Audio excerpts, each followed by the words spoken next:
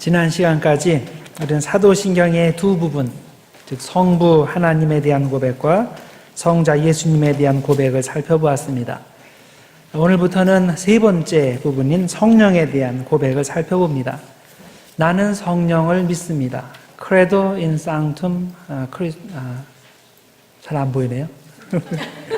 Spiritum Sanctum. 자, 우선 그 성령에 대한 부분이 왜 이 사도신경의 이제 세 번째 부분에 들어가 있는지 그것을 생각해 봅시다.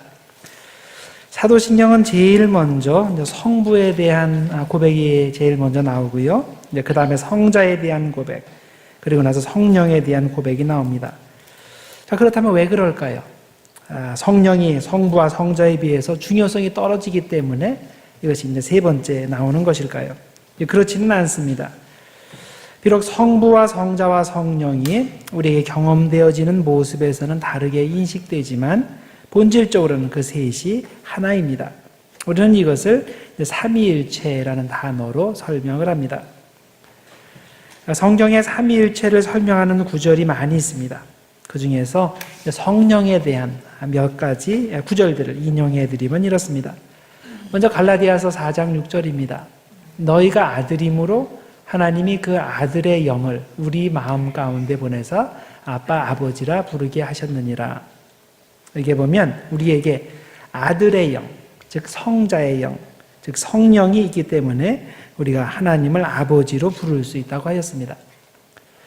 그 다음에 고린도전서 3장 16절에 보면 또 이렇게 되어 있어요. 너희는 너희가 하나님의 성전인 것과 하나님의 성령이 너희 안에 거하시는 것을 알지 못하느냐.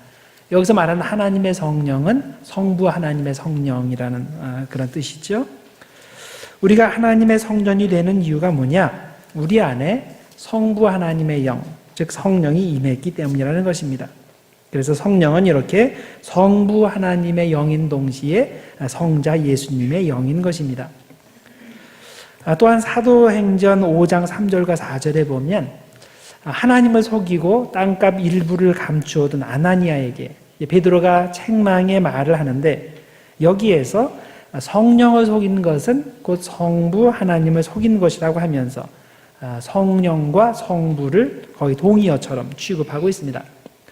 어찌하여 사탄이 내 마음에 가득하여 내가 성령을 속이고 땅값 얼마를 감추었느냐. 이는 사람에게 거짓말한 것이 아니요 하나님께 거짓말한 것이다 라고 되어 있죠. 자, 그 다음 마태복음 28장 19절에도 보면 성부, 성자, 성령을 동일한 위치에 놓고 그 세 이름으로 세례를 주라고 명령하고 있습니다. 그러므로 너희는 가서 모든 민족을 제자로 삼아 아버지와 아들과 성령의 이름으로 세례를 베풀고 내가 너희에게 분부한 모든 것을 가르쳐 지키게 하라. 자, 또 사도 바울도 고린도후서 13장 13절에 보면 이렇게 축복하고 있습니다. 주 예수 그리스도의 은혜와 하나님의 사랑과 성령의 교통하심이 너희 무리와 함께 있을지어다. 자, 이렇게 보면 하나님이 이제 세 가지 이름으로 나오게 되고요. 그래서 이 성자, 성령, 또 성부 하나님이 이제 같은 하나님으로 설명합니다. 만약에 같지 않다면 그 이름들, 그 세 이름으로 세례를 베풀거나 축도하는 것은 잘못이 되겠죠. 신성모독이 될 겁니다. 한 하나님을 믿는다는 기독교가 그런 신으로 세 신을 섬긴다면 이것은 자기 모순입니다. 그래서 기독교는 모양은 셋이지만 본질에서는 한 하나님이라는 개념을 삼위일체로서 설명을 합니다. 삼위일체의 개념이 보통 사람들에게 이해되기 쉽게 하기 위해서 역사적으로 여러 가지 시도가 있어 왔습니다. 그중 정통에 가장 가까운 이해가 이런 것들입니다. 어떤 사람들은 성부와 성자와 성령의 관계를 태양의 세 가지 속성에 비유해서 설명했습니다. 태양은 빛을 비추고 또 열을 발산하고 붉은색의 모습을 띱니다. 그런데 이 세 가지 속성을 생각해 보면 그것들은 언제나 함께 존재합니다. 만일 그중 하나가 사라지면 그거 하나만 사라지는 것이 아니라 모든 것 전체가 다 사라지게 되죠. 이렇게 태양의 빛과 열과 붉은색이 셋이지만 결국 하나인 것처럼 동시에 존재하는 것처럼 성부와 성자와 성령도 세 모습으로 우리에게 경험되지만 본질적으로는 한 하나님이라는 설명이 가능한 것입니다. 또한 삼위의 관계를 상황, 시기에 따라 한 존재가 세 가지 다른 역할을 하는 것으로 설명하는 방법이 또 있었습니다. 하나님은 구약 시대에는 성부의 모습으로, 특히 창조와 관련하여 성부의 모습으로 우리에게 나타나시고, 신약 시대에는 구속과 관련하여 성자의 모습으로 우리에게 나타나시고, 또 그 후에 우리 가운데 현재 영원히 내주하시는 성령의 모습으로 우리에게 나타나십니다. 그렇지만은 그 셋은 동일하다는, 동일 본질이라는 설명입니다. 시대마다 역할이 조금씩 다르게 경험되는 것을 이렇게 표현을 합니다. 이런 설명은 비유의 방법입니다. 비유의 방법이기 때문에, 비유의 방법으로 삼위일체 하나님을 설명하는 것이기 때문에 과학적 엄밀성을 가지지는 못합니다. 그러나 적어도 성경에서 가르치는 성부와 성자와 성령 하나님의 관계를 이해하는 데는 어느 정도 도움이 됩니다. 요한복음 14장 26절에 보면 성령을 보혜사라고 부릅니다. 파라클레토스라는 단어를 사용하는데 그 말은 위로하는 사람, 변호하는 사람, 또 옆에서 돕는 사람 등으로 번역이 가능합니다. 성령이 우리에게 그런 역할을 한다는 뜻입니다. 우리 옆에서 우리를 돕고 변호해주고 가르치는 분이라는 뜻입니다. 그러면 성령이 구체적으로 어떻게 우리를 도우신다는 말일까요? 자, 다음에 네 가지 방면에서 우리를 돕습니다. 우선 첫 번째로 성령은 우리로 하여금 믿게 합니다. 우리에게 믿음을 줍니다. 고린도전서 12장 3절에 보면 성령의 역사가 없으면 우리가 예수님을 주님으로 고백하지 못한다라고 되어 있습니다. 그러므로 내가 너희에게 알리노니 하나님의 영으로 말하는 자는 누구든지 예수를 저주할 자라 하지 아니하고, 똑같은 말이에요. 그 다음에 또 성령으로, 성령은 하나님의 영이죠. 성령으로 아니하고는 누구든지 예수를 주시라 할 수 없느니라. 그래서 예수 믿는 사람은 100% 성령을 받은 사람이라고 보면 틀림없습니다. 나는 예수를 믿긴 믿는데, 예수를 영접하긴 했는데 난 성령은 없어. 이게 말이 안 된다는 거예요. 예수 믿는 자체가 벌써 성령이 임한 증거라는 겁니다. 사람들이 흔히 성령에 대해 오해하는 부분이 이것입니다. 누가 성령을 받은 사람입니까? 이렇게 물어보면, 그러면 대부분의 분들이 어떤 외적인 모습, 어떤 열광적인 모습을 생각을 합니다. 큰 소리로 오래 기도하고 방언하고 눈물을 흘리며 기도하고 박수치며 찬송하고, 이런 모습을 보이면 저 사람 성령 받았구나, 성령이 있구나, 이렇게 이해를 합니다. 그런데 우리가 그렇게 생각하면 안 됩니다. 물론 성령 받은 사람은 당연히 그런 모습을 보일 수 있습니다. 그러나 그런 모습이 성령 받은 사람의 가장 일반적인 모습은 아니라는 겁니다. 누가 성령 받은 사람입니까? 예수 믿는 믿음이 있는 사람은 성령 받은 사람인 겁니다. 성령께서 역사하시지 않으면 사람에게 믿음이 생기지 않습니다. 믿어지지가 않습니다. 천국에 대해서, 예수님에 대해서, 십자가의 길에 대해서 등등 도저히 믿어지지가 않습니다.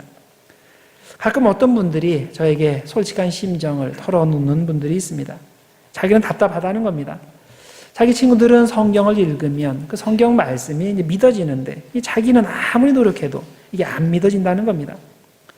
또 신앙에 대해 여러 가지 설명을 드릴 때 다른 사람들은 그것을 쉽게 받아들이는데 나는 그런 얘기를 들으면 이런 의심도 들고 저런 의심도 들고 이런 허점도 보이고 저런 허점도 보이고, 그래서 그것이 참 믿어지지가 않는다는 겁니다. 자, 그런 분들의 경우 저는 성령이 임해야 한다고 말씀을 드립니다. 믿음은 사람의 노력으로 되는 게 아니라 성령이 임해야 됩니다. 성령이 역사해야 믿음이 생기는 것이지 사람이 열심히 생각한다고 노력한다고 믿음이 생기는 것이 아닙니다. 따라서 믿어지지가 않는 분들은 열심히 기도하셔야 됩니다. 주변에서도 그분을 위해서 열심히 기도를 해 주셔야 됩니다. 더 이렇게 이성적으로 깨닫게 해달라 그런 거 말고 성령님께서 임하시고 그 마음을 주장하시기 위해서 기도하셔야 됩니다.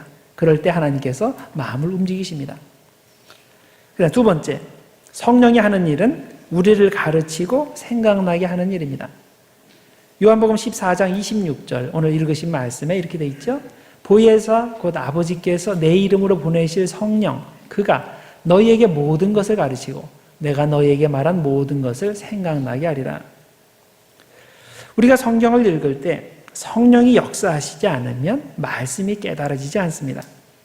성경은 성령의 감동으로 기록된 것이기 때문에 같은 성령이 임하지 않으면 우리가 도무지 깨달을 수가 없습니다. 마치 어떤 사람이 동영상을 인코딩해서 다른 사람에게 보냈는데 그쪽에서 똑같은 인코딩으로 그것을 풀지 않으면 사용할 수 없는 것과 마찬가지다라고 이야기할 수 있습니다. 성경은 일종의 성령의 인코딩이 되어 있어서 우리에게 전달되었는데 우리가 똑같은 성령의 인코딩 없이 인간적인 지식과 경험으로만 이해하려고 하면 전혀 이해할 수가 없는 겁니다. 성령의 감동으로 기록된 성경은 성령의 감동이 있을 때에만 올바로 이해되고 올바로 해석된다는 이치를 항상 명심해야 됩니다. 그런 의미에서 요한복음 14장 26절에서 성령이 오실 때 우리에게 모든 것을 가르치시고 또 잊은 것도 생각나게 하신다고 하는 겁니다. 여러분 가끔 이런 경험이 있지 않습니까? 어떤 중요한 순간에 갑자기 하나님의 말씀이 떠오르질 않습니까? 막 화를 내려고 하는 순간에 사람이 성내는 것이 하나님의 의를 이루는 데 도움이 안 된다. 이런 말씀이 떠오르기도 하고 앞에 나서서 스포트라이트를 받으며 으스대고 싶을 때 누구든지 으뜸이 되고자 하는 사람은 모든 사람의 종이 되어야 된다. 예수님의 말씀이 떠오르기도 하고 사람이 두려워서 또 눈치가 두려워서 하나님의 뜻에 반대대로 행동하려고 할 때 내가 사람들에게 좋게 하랴 하나님께 좋게 하랴 사람들에게 기쁨을 구하랴 내가 지금까지 사람들의 기쁨을 구하였다면 그리스도의 종이 아니다. 이런 말씀이 떠오르기도 합니다. 자, 이런 것들이 모두 성령이 하시는 일들입니다.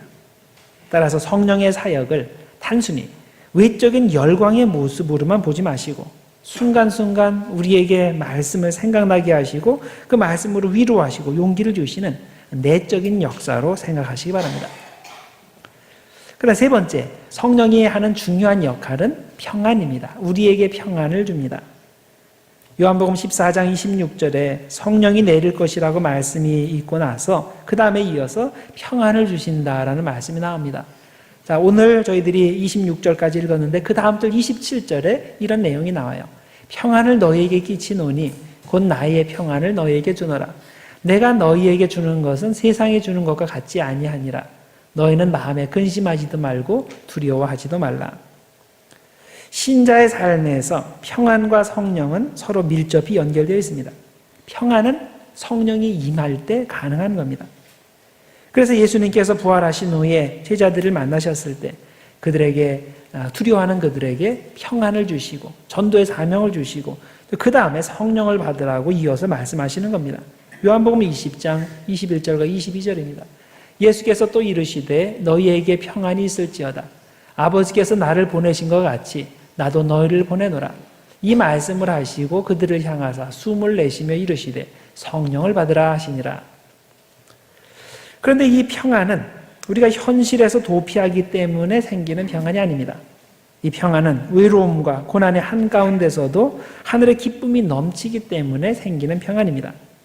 즉 편안한 상황 때문에 생기는 평안이 아니라 생명 대신 주인 대신 그런 예수님 때문에 생기는 평안이란 말입니다. 그래서 예수께서 자신의 십자가에서 죽음을 당하시고 성부 하나님께로 올라가신다고 미리 알려주실 때 제자들에게 이렇게 평안을 미리 약속하신 겁니다. 16장 33절에 그 내용이 나와요. 이것을 너희에게 이르는 것은 너희로 내 안에서 평안을 누리게 하려 함이라.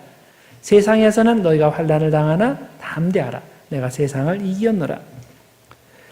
제자들이 세상에서 당연히 환난을 당하겠지만 그건 당연한 일이지만 그 환난 안에서 환난 중에서 평안을 누리는 것이 주님의 뜻이라는 겁니다. 그래서 누군가 성령 운동을 한다고 하면서 현실 세계로부터 도피하는 것을 가르친다면 이게 정상이 아닌 것을 아셔야 됩니다. 성령 충만하면 현실에서도 더욱 충실하게 하나님의 뜻을 행하고 고난 가운데서도 더욱 하늘의 평안을 누리며 주변 사람들에게 선한 영향력을 주어야 하는 겁니다. 그래서 어떤 사람이 성령 충만한데 자꾸 이 세상에서 멀어진다? 그는 잘못된 거예요. 성령 충만하다면 더욱더 세상 속으로 들어가서 그 안에서 성령의 능력을 발휘해야 되는 게 정상입니다. 그래서 하나님께서 주시는 평안이 뭔가 이거를 우리들이 알아야 됩니다. 성령을 통해 주시는 평안은 세상으로부터 도피하는 평안이 아닙니다. 또 나 자신에게 만족감을 주는 나 자신을 위한 평안도 아닙니다. 하나님께서 주시는 평안은 세상 속으로 들어가서 세상 속에서 악을 이기는 평안, 더 나아가서 적극적으로 하나님의 뜻을 행해서 하나님의 나라를 세우는 평안인 것입니다. 그래서 하나님께서 우리에게 성령을 주신 이유는 나 혼자 평안하게 잘 먹고 잘 살라고 주시는 게 아니에요. 하나님의 나라를 위해서 주시는 겁니다. 우리가 목적이 그거 아니에요? 우리가 보통 얘기를 할 때 우리가 나는 나 자신을 위해서 삽니다. 이게 기독교 정신이 아니죠. 우리는 하나님의 영광을 위해서 삽니다 라고 이야기합니다. 하나님의 영광이 뭐겠어요? 하나님의 나라를 세우는 겁니다. 그래서 하나님께서 성령을 주실 때 때로는 성령을 통해서 여러 가지 은사를 주시는데 그것은 나 자신을 위해 사용하라고 주시는 것이 아니라 하나님의 나라를 위해 사용하라고 주시는 겁니다. 그래서 우리들이 잘 생각하셔야 됩니다. 보통 얘기할 때 여러분들 어떤 문제가 있습니까? 성령 충만하십시오. 예수 만나고 성령 충만하면 문제가 다 해결됩니다. 맞아요. 성령 충만하면 문제가 해결돼요. 그렇지만 그것이 가장 중요한 목적이 아니라는 것을 아셔야 됩니다. 자, 내 문제가 다 해결돼서 그 다음에 어떻게 하라고요? 그 다음부터 평안하게 혼자 잘 살라고요? 아니죠. 그렇게 해서 성령 충만해서 문제가 해결되면 더욱더 그 성령 충만함으로 하나님의 나라를 세우는데 하나님께 영광 돌리는데 그쪽 방향으로 가야 정상입니다. 그래서 목적을 똑바로 아시기 바랍니다. 성령 충만을 왜 주시냐? 성령 충만을 주시는 이유는 평안하고 담대하기 위해서. 그럼 그것의 궁극적인 목적이 뭐냐? 나를 위해서가 아니라 하나님의 나라를 위해서라는 것을 명심하시기 바랍니다. 자, 그 다음에 네 번째로 성령은 더 큰 일을 하게 하십니다. 큰 일을 하라고 능력을 주십니다. 요한복음 16장 12절과 13절에 보면 성령이 미래의 일을 비롯하여 많은 것을 우리에게 알려주신다고 했습니다. 내가 아직도 너희에게 이를 것이 많으나 지금은 너희가 감당하지 못하리라. 그러나 진리의 성령이 오시면 그가 너희를 모든 진리 가운데로 인도하시리니 그가 스스로 말하지 않고 모든 들은 것을 말하며 장래일을 너희에게 알리시리라. 아직 예수님의 제자들의 수준이 되지 않아서 말해도 알아듣지 못하기 때문에 예수님께서 그때 말씀하지 않은 것들이 많이 있다는 거죠.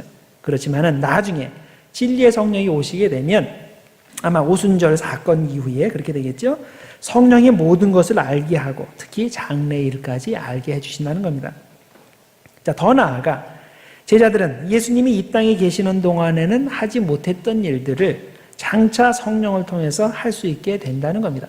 다시 말해서 이 육신을 가지신 예수님께서 한 것 이상으로 그 후에 성령을 통해서 더 큰 일을 할 수 있다라는 말입니다.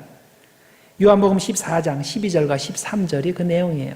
내가 진실로 진실로 너희에게 이르노니 나를 믿는 자는 내가 하는 일을 그도 할 것이요 또한 그보다 큰 일도 하리니 이는 내가 아버지께로 감이라.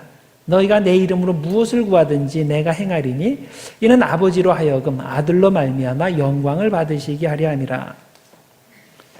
예수님께서 떠나시고 성령이 오시면 제자들이 성령을 통해서 새로운 큰 일을 하게 되는데 이것이 성령 안에서 예수님의 이름으로 기도할 때 이루어진다는 겁니다. 자, 그래서 현재 우리가 그리스도인으로서 살아가는 데는 성령의 역할이 절대적임을 알아야 됩니다. 우리가 직면하는 모든 일들을 창조적으로 대처해 나가고 그것을 통해 하나님께 영광 돌리고 하나님의 나라를 확장시켜 나가야 하는데 바로 성령님을 통해서 그런 일들이 가능하게 된다는 겁니다. 자, 그래서 이렇게 성령의 역할이 지대한데 그런데 이런 성령의 역할을 오해해서 마치 새 시대의 성령이 임하면 이전에 성경에 없는 내용도 알려주시고 이전에 없던 능력으로 새로운 사도의 일을 하게 하신다고 주장하는 사람들이 있습니다. 바로 일명 신사도 운동에 속한 사람들입니다. 이 사람들은 스스로를 과대평가하면서 자신이 이 시대의 새로운 사도들이다라고 주장합니다. 사도행전에 사도들이 있었죠. 하나님의 그런 지시를 받고서 그리고 예언도 하고 그다음에 여러 지역에 가서 전도도 하고 그런 사도들이 있었는데 이 시대의 사도들이 바로 자기들이다 그렇게 얘기하면서 성령님께 직접 지시를 받아서 이런저런 예언을 한다고 떠드는 사람들입니다. 비록 성경에 설명되어 있지 않은 사항도 성령의 직통 계시를 통해서 하나님의 말씀을 받고 그것을 사람들에게 선포할 수 있다는 겁니다. 자, 이것이 신사도 운동의 근본적인 문제점입니다. 신사도라는 개념 자체가 개신교의 중심 신학인 오직 성경으로 솔라 스크립트라의 원리의 정면으로 배치가 됩니다. 아무리 시대가 변해도 변할 수 없는, 변해서는 안 되는 진리가 있습니다. 그것은 구원에 관한 한, 신앙생활에 관한 한 성경이 가장 중요한 교과서이고 성경으로 충분하다는 사실입니다. 그런데 신사도 운동은 성경으로는 충분하지 않고 직통 계시를 통한 새로운 사도적 예언이 필요하다는 겁니다. 신사도의 직통 계시는 기독교 초기부터 있었던 과격 성경 운동의 연장입니다. 초대교회에 몬타누스라는 사람이 있었습니다. 이 사람은 예수님께서 곧 오실 테니까 이제부터 예수님 가장 예쁜 마음으로 상태로 예수님을 맞이해야 되니까 극단적인 금욕주의를 시행해야 되고 그리고 다 팔아서 어느 지역으로 다 모여라. 언제 예수님께서 오실 테니까 이런 식으로 사람들을 유혹을 했습니다. 그런데 이것이 먹힌 상황이 있어요. 몬타누스가 나타난 때가 2세기 말의 상황인데 그때는 교회가 점점 제도화되면서 교회 내에서 신앙의 열정이 식어지고 또 예언이 더 이상 환영받지 못하는 그런 상황이었습니다. 그래서 이런 것을 배경으로 해서 이런 과격 성령 운동이 일어나게 됐는데 그래서 오리지널 성령 운동을 회복하자 이런 운동이 일어났는데 그 주인공이 바로 몬타누스라는 사람입니다. 자, 이 사람이 얘기한 건 이거예요. 자기를 통해서 성령이 직접 말씀하시고 이제부터 성령의 시대가 시작이 되었다 이렇게 주장을 했습니다. 정통교회는 성령의 계시는 예수 그리스도에게서 그리고 성경에서 완성되었다고 가르치는데 몬타누스는 그게 아니라 그것으로는 불완전하고 현재 자신에게 내리는 성령의 계시에 더 큰 계시가 지금 현재 진행 중이고 그리고 이 성령 운동, 예언 운동을 거부하는 사람들은 성령님을 거부하는 거다 이렇게 주장을 했습니다. 자, 정통교회나 이 몬타니즘 같은 과격 성령 운동이나 둘 다 성령의 역사를 믿습니다. 아무도 사도시대 이후에도 성령이 역사한다는 것을 부인하지 않습니다. 그런데 둘 사이에 근본적인 차이점이 있는데 바로 성령님께서 역사하실 때 그 컨텐츠가 뭐냐는 거예요. 어느 분야에 성령님께서 역사하시느냐입니다. 몬타니즘은 성령이 몬타누스 운동에 참여하는 사람들에게 임해서 마치 성경에서 예언자들이 예언하는 식으로 그렇게 지금도 새로운 내용을 예언한다고 주장하지만 정통교회에서는 사도시대 이후에는 그런 종류의 예언은 불가능하다라고 얘기합니다. 신자가 성경을 이해하고 성경의 교훈을 실생활에 적용시키는 그런 분야에서 성령이 역사한다고 가르칩니다. 자, 그래서 그 이유 때문에 정통교회는 이런 몬타니즘식의 직통 계시를 거부하고 구원과 기본 신앙생활의 원리에 관한 한 성경이 충분한 책이라고 가르칩니다. 물론 여러분들 아시겠지만 성경이 제한적이기 때문에 나의 일상생활에 관한 이런 새로운 상황이 벌어졌을 때 그에 대한 지침까지 줄 수는 없어요. 그렇지만 성경에는 기본적인 어떤 신앙생활의 지침을 당연히 줍니다. 그것을 우리가 어떻게 내 실생활에 적용하는가에 당연히 성령의 역사가 있어야 새로운 눈으로 보고서 그것을 창조적으로 적용할 수 있는 거죠. 그런데 성경에도 없는 내용을 내가 어젯밤에 직통으로 받았다고 해서 그것을 마치 성경과 비슷한 것으로 얘기하면 이것이 문제가 되는 거죠. 항상 이단의 특징이 그런 겁니다. 성경은 있지만은 성경에서 물론 다른 성경과 완전히 다른 얘기를 한다고 자기가 얘기하지는 않아요. 내가 이런 얘기를 하지만은 이거는 성경에 있는 게 너무 희미하고 그리고 그렇기 때문에 이것을 더 정확하게 밝혀서 이렇게 한다라고 얘기하는데 결과를 보면 완전히 다른 얘기를 하고 있는 거죠. 그래서 성경 말고 딴 얘기를 하는 사람들은 이단이라고 보셔야 됩니다. 신사도 운동, 현대판 몬타누스주의입니다. 우리가 성령을 믿는다고 고백하는 이유는 성령을 통해서 새로운 계시가 내리고 새로운 사도를 통해 그것이 선포되고 실행된다는 의미가 아닙니다. 우리가 성령을 믿는다는 고백은 구원의 진리를 담고 있는 성경을 제대로 이해하고 실생활에 제대로 적용하기 위해서는 반드시 성령의 역사가 있어야 된다고 믿는 겁니다. 성령님께서 역사하셔야 믿음이 생깁니다. 믿음을 위해서 기도하시기 바랍니다. 성령이 역사해야 성경 말씀을 깨닫게 됩니다. 그래서 말씀 읽기 전에 우리가 기도해야 되는 거죠. 성령이 역사해야 능력 있는 삶을 살 수 있습니다. 그래서 우리 삶 가운데 능력이 있기 위해서 우리가 기도해야 됩니다. 또 성령이 역사해야 주님의 평안이 넘치는 삶을 살 수 있습니다. 그것을 위해서 우리들이 약속의 말씀을 가지고 기도를 해야 됩니다. 그래서 여러분, 잘못된 성령 운동이 무엇인지 똑바로 분별하시고 그런 것에 미혹되지 말기를 바랍니다. 이단은 옛날에도 있었고 지금도 있고 그리고 앞으로도 계속 있을 겁니다. 우리가 성령에 대한 성경의 가르침을 똑바로 알고 있으면 어떤 이런 과격주의 성령운동 이단이 나타나도 그것을 물리칠 수 있습니다. 성령은 성부 하나님과 성자 하나님과 함께 삼위일체 하나님 되십니다. 성령은 우리로 하여금 믿게 하고 우리를 가르치고 생각나게 하고 우리에게 하늘의 평안을 주고 또 우리로 하여금 더 큰 일을 하게 합니다. 그리고 성령은 구원에 관한 충분한 정보를 담고 있는 성경을 깨닫도록 우리를 돕지 성경에도 없는 새로운 계시를 직통으로 주시지 않습니다. 성령에 대한 올바른 신앙 고백을 통해서 건전한 신앙생활을 하시고 그리고 성령 안에서 성경 말씀을 매일의 삶에 적용함으로써 하나님의 능력이 그런 임하는 그런 하나님의 능력이 나타나는 여러분과 제가 되기를 주님의 이름으로 축원합니다. 기도하겠습니다. 하나님 아버지 감사합니다. 주님께서 저희들 축복하시고 인도하셔서 또 이 자리에 오게 하시고 또 믿음을 갖게 하시고 예수를 알게 하시고 또 주님의 말씀 가운데 거하게 하심을 감사합니다. 하나님, 우리가 성령 충만한 주님의 자녀들 되기를 소원합니다.